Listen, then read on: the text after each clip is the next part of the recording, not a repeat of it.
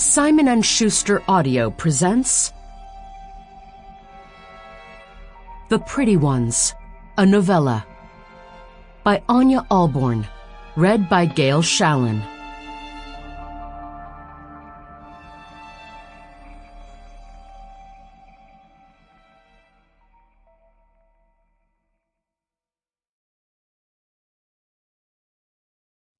The man who smiles when things go wrong has thought of someone to blame it on. Robert Bloch.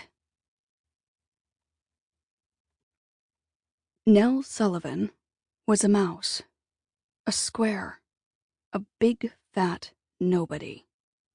Sitting at her desk with her head bowed and her gaze fixed on the keys of her IBM Selectric, she didn't need to glance at the clock to know the hour had arrived. She'd been ticking away the seconds until quitting time in her head. 1 Mississippi, 2. Having spent the last 5 minutes putting her desk in order, the same as always.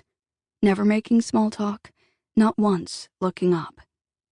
She squared her typewriter so it lined up with the edge of her desk, fanned out the pencils in her smiley face mug like the feathers of a peacock. Have a nice day.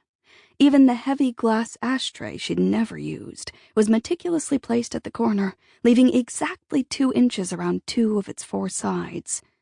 Smoking, in Barrett's opinion, was a sin reserved for the weak. But Barrett's opinion didn't matter to the staff of Rambert and Bertram. Every desk in the office sported the same ashtray, as if inviting the devil to mingle within the office pool. Nell had considered removing the ashtray from her desk, if only to tell Barrett that she had. Heeding his warning would make him happy.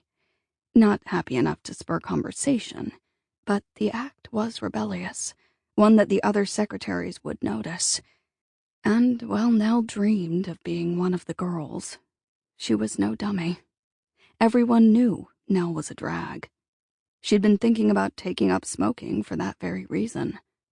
Maybe a few puffs would make her cool, like all the other girls.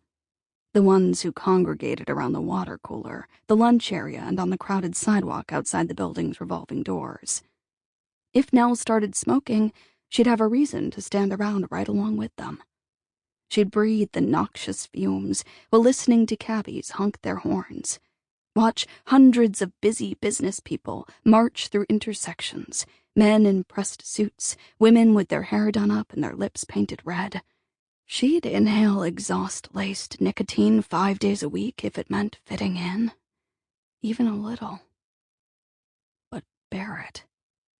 Her attention... Sample complete. Ready to continue?